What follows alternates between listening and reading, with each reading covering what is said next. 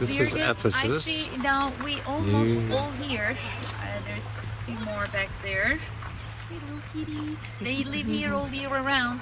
Museum people feed them because they catch the other animals at the site. So in the lower side you will see that they are feeding everywhere at the site with a lot of cats. They so are dear guests, incredibly now I see we all here domesticated and hope to cats see here. you all till end of our tour. You know, is to get lost in archaeological site. That's why I hold the sign of 2 all the time. And dear guests, welcome to ancient world famous trade center of Ephesus city. You see, dear guests, cities between the mountains on the valley. The biggest mountain is up there called Solmisos, and the other one is up here called Mount Pyre.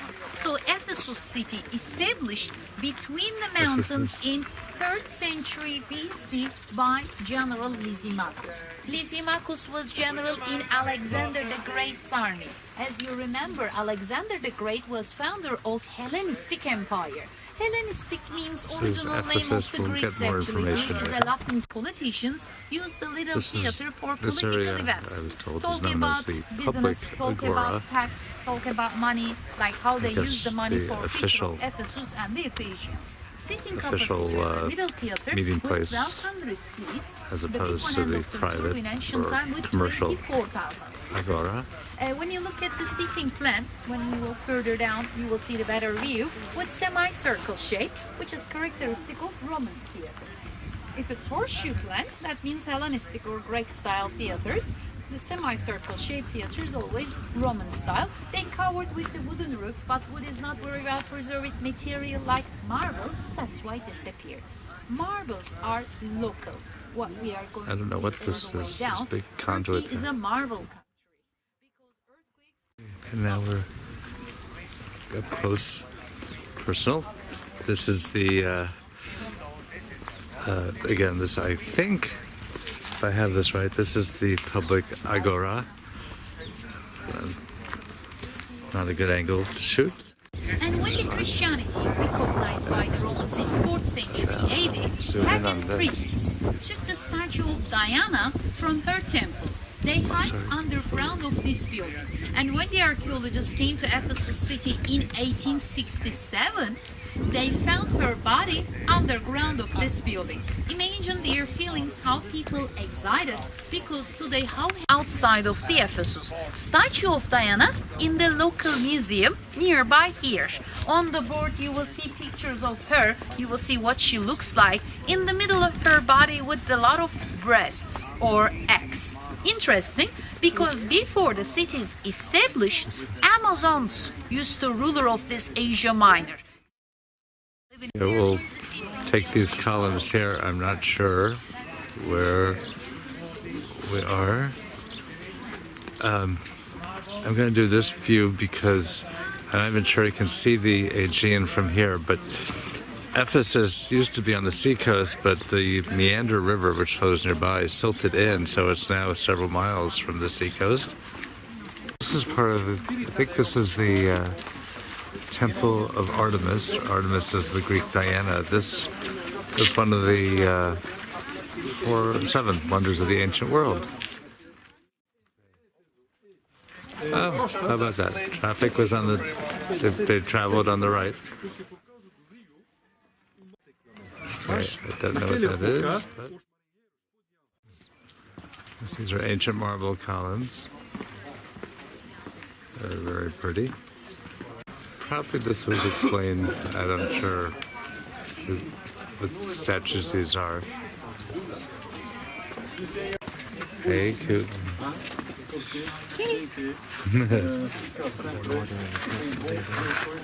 Thank you for the shot. This is a caduceus, a mortar and pestle. This is a pharmacy, so we're told. I'm not sure what this is, but we pan over here. I am told that this is the Domitian Square. That is our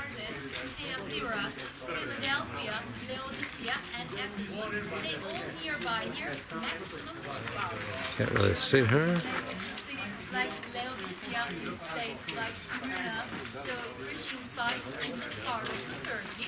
And dear guests, when the Emperor Domitian died on the other side of Our guide's talking a lot about St. John the Evangelist. And this is a temperature for the Roman Emperor.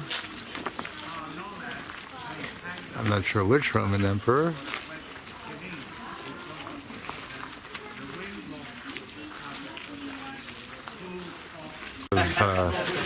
Nike, Greek god of victory, and you can see the swish at the top of her gown.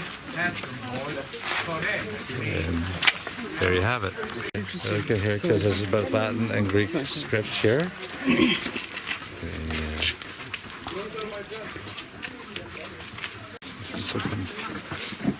Okay. This is a statue of Dr. Zana, who either researched malaria, died of malaria, or both. This road is the major shopping road, we're told. The main part that I'm standing on was for chariots. There was, on the right and left both, there were shops. I go over here. You will see that there are columns back in here behind the shops, and I think the shops were built into where that wall is. This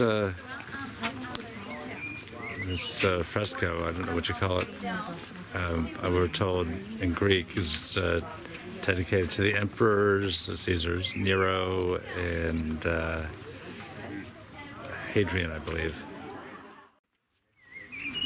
We're here. I'm not sure what. I'm not keeping up with the tour guide saying. Oh, other than this was I think a monument to the Roman Caesar, Roman leader.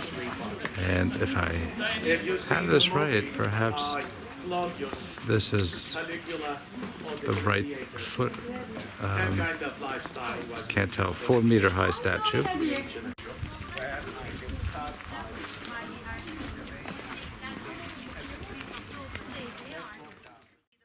This is a mosaic roads here. Ephesus was a rich harbor city, rich trade center.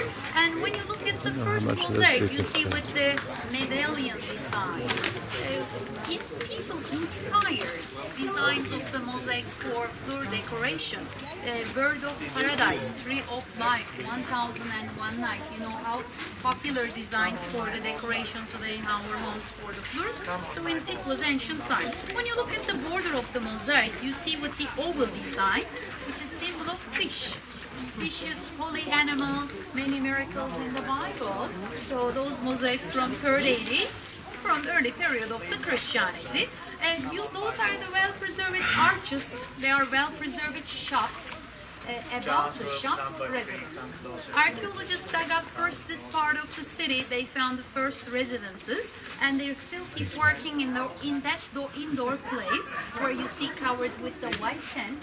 Excavation cost $1, preserving cost $5. And the city has many sponsors in Europe, especially in Vienna. When you see covered with the white tent, the roof is Teflon material. Money did it cost to the Turkish government? 11 million US dollars. Siemens, Bank Austria, General Electric, Virginia Tech are major sponsors for the terrace houses. They have been the next floor. When they dug up, they found house furniture, kids' toys, musical instruments, 24-karat of gold jewelries. They found a lot of rooms from underground, really coins. You can see a lot of the facades here. I've got a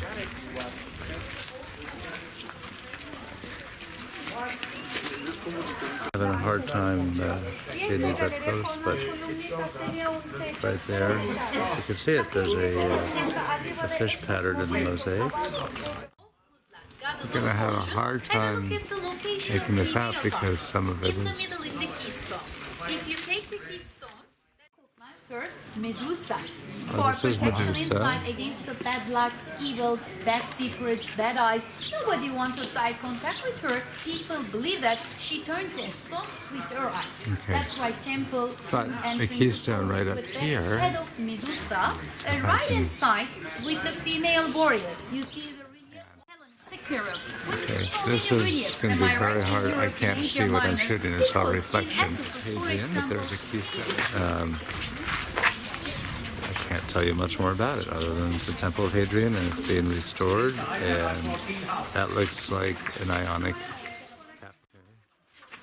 The greatest archaeological site in Turkey. And we're heading. Oh, do you hear that, Lark? I heard that. We're going.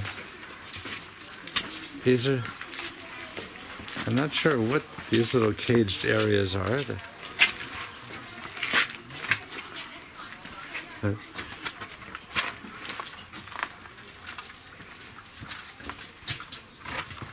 These are the baths over here. I think they're. I missed the details. Private, some public. Unisex, alternated by time periods, at least the public ones. I think the best ones are only for men. We saw this in Rome. These are public latrines, or as you can see, you would find your spot and sit down and do your stuff, along with 40-something other people. I don't know if you can see, these troughs under the toilets running water would sweep the sewage away. Scenic view of what I'm sure we'll have explained very shortly. The library, the third largest one of the ancient world, greatest of course being Alexandria, another one in Pergamon, Turkey, and number 3 being this one here in Ephesus. Inside of library, ancient time with 3 galleries. 3 galleries inside the library, no windows, of course. For protect the scrolls against the darkness So of sunshine. it's built with double walls to protect the scrolls. With 12 houses. Equal the libraries for the numbers of papyrus or parchment papers. This one was Alexandria 12,000 scrolls. More than 200,000. 12,000 here, 200,000 in Alexandria, 100,000 in Pergamon. 12,000. But first I'm going to grab a picture of these columns. I don't know what they are, if this was all part of the... like, there's...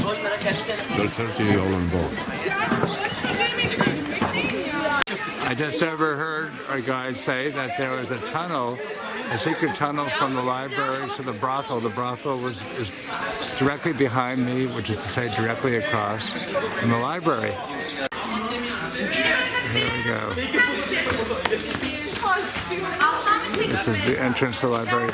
These statues, by the way, are replicas. The originals, we're told, are in Vienna, of all places, because the Austrians helped fund the restoration. This is the interior of the library. Well, that's the restoration. You can see that part's restored, but what? Mark's calling me. But how can you not go to the library? Even though... Oops, sorry. Why would they not want to come to the library? I was astonished that... They want to go see the billboard? Yeah, really. Advertising the brothel. Well, boys will be boys. God, there's like an amazing photograph right here to be had. Wow. Okay. Our tour group officially mixed. I have no idea what it is, but look how huge it is. Just how extensive. Shortcut. I thought this was supposed to take you out. There'll be some great. Yeah, no, I just want him to take a picture of this. Wow. Okay. But you can walk through this theater.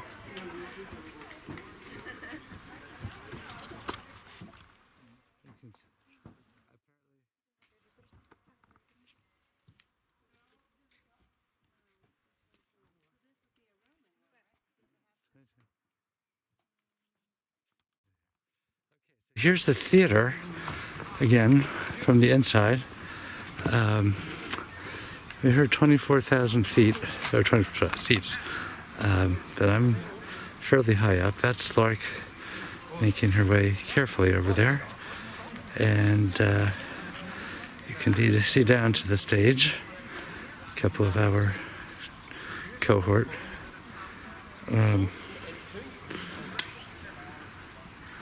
Pretty spectacular. Now, I'm way up in what really seemed to be the most, the highest and the most unfinished seats. St. Paul spoke here, and many others, including Elton John. So, how often do you hear those two names in one sentence? Now I have to show this this scene from here. This is at the very top. Actually, there are more seats behind me, and I think. Let me zoom in on this first, because I think if you get over here at a higher point, you'll, oops, I can't do this gently, but you'll see kind of what's really become of the original seats. But I think part of the point is you might, at the foot of those mountains, be able to see a little bit of the sea, and that's what. Oops, I'm not getting it. Anyway. Brown is from the walnuts, green is from olives, indigo, blue. 1 hour working, 10-minute break, 1 hour working, 10-minute break. 1 out of 5 women in Turkey weave a handmade work. It's a big population to weave a work. I'm boring. Just cut it. After she puts one line of knots, she will cut it across with the scissors like this. That's how the handmade works. I hope you appreciate this art. Because some people come here with the intention of buying a Turkish rug as a memory, some people don't. We know that. But at the end, I usually see a lot of people leave Turkey with a beautiful rug because it's nice memory. It is something you don't see back home. In the United States, you'll see more Persian carpets. You won't see many Turkish rugs. Now let's go this way to show the silk process, please. Let's give her a round of applause. I have my bearings. This is the House of the Virgin Mary, full of tourists, modern day pilgrims. There's the house from, sorry about that. Okay. Lots of tourists, I guess.